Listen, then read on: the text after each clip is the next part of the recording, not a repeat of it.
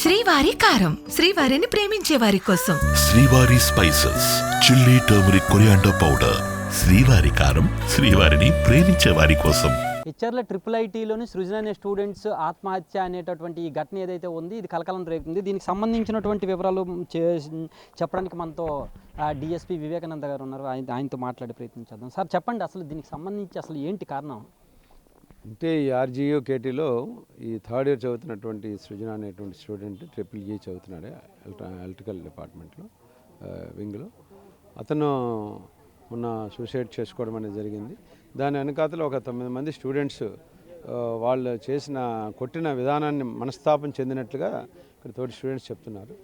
అది వాళ్ళు ఎందుకు కొట్టారు, ఇతను ఎందుకు మనస్తాపం చెందాల్సి వచ్చిందనే దాని మీద విచారణ జరుగుతుంది. విచారణ అనంతరం మీకు ఆ విషయాలు నేను తెలియపరచగలను. ఇప్పుడు స్టూడెంట్స్ మిగిలిన స్టూడెంట్స్ ఇక్కడికి వచ్చి మీరు అడిగారు కదా, స్టూడెంట్స్ నుంచి ఎలాంటి స్పందన వస్తుంది సార్? స్టూడెంట్స్ అంతా కుర్రోడు చాలా మంచోడనే చెప్తున్నారు. Not only bye and girl students కూడా కుర్రోడు చాలా మంచోడు, హైయెస్ట్ మార్కులు వచ్చినాయి, 595 మార్కులు వచ్చిన కుర్రోడు, కామ్గా ఉంటాడు అందరితోటి అని చెప్తున్నారు. ఎవరైతే వీళ్ళ అమ్మాయి గురించి మాట్లాడుతున్నారో ఆ అమ్మాయి ఇద్దరు చెల్లి అని చెప్పే ఉంటాడు తప్ప ఇంకొక తప్పు ఎప్పుడు జరగలేదు. ఆ అమ్మాయి ఎప్పుడు కూడా ఆ మాట కూడా ఇంతవరకు అనలేదనే చెప్తున్నారు. సో మరి వీళ్ళు కొట్టిన దానికి రీజన్స్ అనేది మీ దర్యాప్తులో అంశాలు తెలిసిన తర్వాత మీకు తెలియపరుస్తుంది. ఇప్పుడు ఎవరైతే దాడి చేశారో వాళ్ళ గురించి ఏమైనా ఎంక్వైరీ చేశారా సార్? వాళ్ళకి సంబంధించి ఆల్రెడీ ఇంతకుముందు సస్పెండ్ అయ్యారు. వాళ్ళ మీద ఛార్జెస్ మేనేజ్మెంట్ కూడా యాక్షన్ తీసుకుంది 2-3 సందర్భాలు అని చెప్తున్నారు. అవన్నీ కూడా ఇప్పుడు విచారణలో తెలుస్తాయండి. ఒకవేళ వాళ్ళు నిజంగానే దాడి చేశారు, దాని వల్లనే చనిపోయడం తెలిస్తే ఎలాంటి యాక్షన్ తీసుకునే అవకాశం ఉంది? తప్పకుండా ఉంటుందండి. ఎందుకంటే ఆయన ఈ చనిపోవడానికి కారణమైన ప్రతి వ్యక్తి మీద చట్టపరంగా చర్యలు తీసుకోవడం జరుగుతుందండి.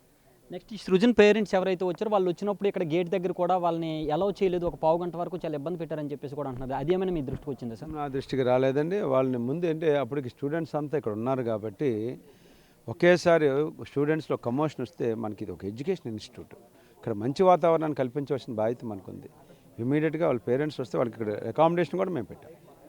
కానీ మా బాధ్యత కాకపోయినా వీ ప్రొవైడెడ్ రూమ్స్.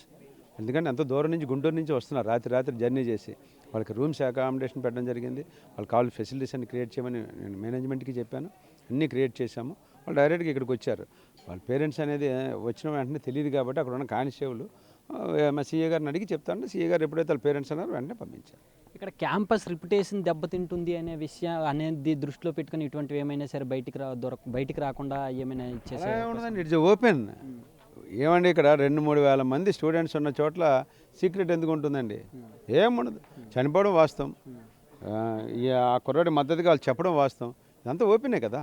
ఇందులో కాన్ఫిడెన్షియల్ సీక్రెట్ అనే ప్రసక్తి ఎక్కడ ఉండదు. అది చూస్తున్నారు కదా, ఈ కేసుకు సంబంధించినటువంటి వివరాలన్నీ కూడా ఇప్పటికే మేము సేకరిస్తూ ఉన్నాం. స్టూడెంట్స్ అందరూ కూడా సృజన్కి సపోర్ట్గానే మాట్లాడుతున్నారు. దాడి చేసింది అనేది ఇప్పటివరకు అయితే వాస్తవం అనే విధంగానే ఉంది అని చెప్పేసి కూడా డిఎస్పీ గారు చెప్తున్నటువంటి పరిస్థితి. కెమెరామెన్ నాగరాజ్తో షణ్ముఖ్, బిగ్ టీవీ, శ్రీకాకుళం నుంచి.